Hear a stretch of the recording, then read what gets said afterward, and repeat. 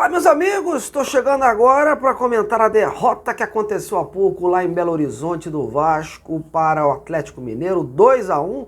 Primeiro jogo das semifinais da Copa do Brasil. Obviamente o resultado não foi o que a torcida Cruz Maltina queria, mas vou te dizer que estamos vivos, viu? O Vasco, apesar dos pesares, segue vivo, porque São Januário joga junto com o time e muitas vezes ajuda o Vasco, mesmo diante dos obstáculos e quando a situação está totalmente adversa. Porém, para que isso aconteça, meus amigos, o time do Rafael Paiva vai precisar melhorar muito, viu?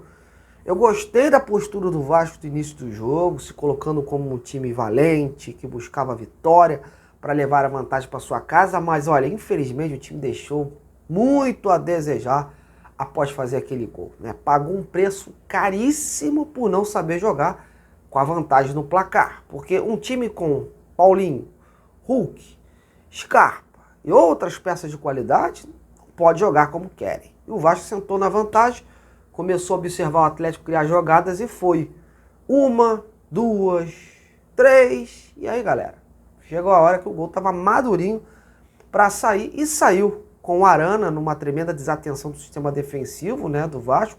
Léo Pelé que o diga, né, chegando sem força necessária na bola e deixando o jogador do Atlético livre ali para se criar dentro da área. E aí esse gol, ao que parece, desconcertou o Vasco, que acabou sendo dominado pelo Atlético. O time mineiro, ele acabou ganhando moral, cresceu e viu nessa pane do Vasco o quê? O melhor momento para virar a partida. E deu no que deu.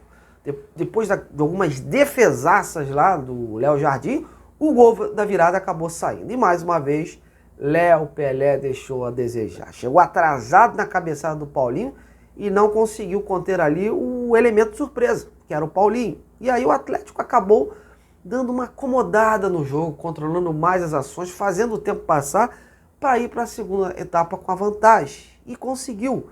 Veio o segundo tempo. E com ele, a mudança do esforço pelo Cocão, que me parecia muito perdido e nervoso. Acho, inclusive, que ele perdeu a sua chance com o Rafael Paiva, viu? Mas eu acredito que por conta do regulamento da Copa do Brasil, já que é um mata-mata, as duas equipes pareciam com medo tanto de atacar como de tomar gol. Se o Vasco empatasse, seria um desastre para o Atlético. E se o Atlético fizesse mais um, seria um desastre para o Vasco, teria que ganhar por 2 gols de vantagem aqui para levar a decisão para os pênaltis. Então ficou um jogo muito estudado, mas com uma leve vantagem para o Atlético, que tinha mais força ofensiva, tinha mais qualidade ali. O Vasco tinha uma enorme dificuldade de criação e pouco se criou no segundo tempo. Tanto que o Verratti foi peça nula ali, né? Quase não apareceu. Veio as mudanças do Rafael Paiva, mas nenhuma surtiu efeito. O Piton precisava mesmo sair, porque parecia bem desgastado desde o início do jogo, né? Ele, inclusive, deu muito campo ao adversário para se criar. Já o Coutinho, foi necessária a saída porque ele estava cansado. Também tem uma minutagem pré-estabelecida. O Paento, né, entrou até que fez os seus chutes, tentou lá os seus cruzamentos, mas não conseguiu aí acrescentar muito. A saída do Emerson Rodrigues também era necessário, um jogador que não se esconde do jogo, né? A gente tem que bater palmas para isso, mas tem muitas tomadas de decisões erradas. E com um elenco curto, como o do Vasco, que não tem muitas peças que possam reverter uma partida, acabou aí não dando muito resultado essas trocas. E é bem verdade que se ensaiou aí uma reação no final, muito mais na base do abafa, da vontade, da raça, do que pela parte técnica, né? Ou tática. Infelizmente, não era dia do Vasco. Em relação ao trabalho do Rafael Paiva, é o que eu sempre pontuo aqui. Ele vem tirando leite de pedra, vem fazendo esse time competir, mas obviamente comete seus erros como qualquer treinador, né? Tem as suas insistências. Talvez falte a ele um pouco de leitura em alguns jogos. Eu, por exemplo, hoje teria ido com o João Victor na zaga, por exemplo. É um jogador que eu sei que está amarelado, né? Mas ele é um jogador com porte mais alto, com mais qualidade técnica.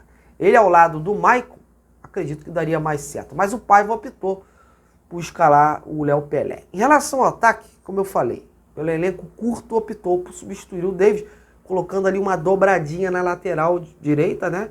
E deslocando o Emerson Rodrigues para a esquerda. Não sei se foi a melhor opção, tenho minhas dúvidas. Acho que o Paiva precisa fazer novos testes. Até hoje o torcedor do Vasco, por exemplo, não viu mais o Maxime Domingues jogar. De repente esse jogo contra o Juventude no sábado seria uma boa oportunidade de testar o suíço. Quem sabe o time aí ganha mais uma peça, mais uma opção para essa próxima batalha da Copa do Brasil, né? Mas é isso, meus amigos, eu acho que não é hora de caça às bruxas e nem desespero. O duelo está totalmente aberto, o Vasco joga em casa, precisa de um saldo de 2 gols para se classificar direto e uma diferença de 1 para levar a decisão para os pênaltis. Óbvio que o torcedor não aguenta mais penalidades, mas faz parte do futebol isso. Enquanto tiver luz no fim do túnel, tem que acreditar.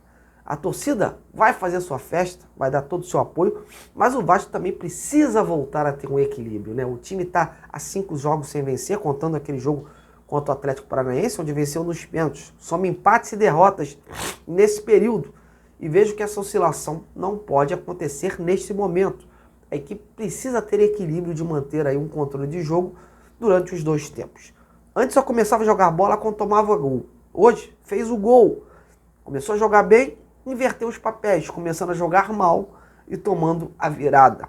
O Paiva precisa melhorar aí, então, essa qualidade, esse posicionamento da sua equipe e dar uma sacudida também para esse segundo jogo. Mas vivo o Vasco está, meus amigos, isso é inegável. Então, tem que acreditar até o final. E o torcedor do Vasco acredita, o resultado não foi lá essas coisas, mas lembre-se, pelo primeiro tempo, depois que tomou aquele gol lá, por tudo que o Atlético fez, ainda ficou barato, hein? O Atlético era para ter feito muito mais gols do primeiro tempo. E o Vasco conseguiu ali se safar naquele sufoco e saiu no lucro, tomando 2 gols. Mas é isso. Eu encerro por aqui a minha análise e te convido a opinar também o que mais deu de errado na sua visão para o Vasco perder. Comente, coloque a boca no trombone e vem comigo nessa. Um grande abraço. Até amanhã.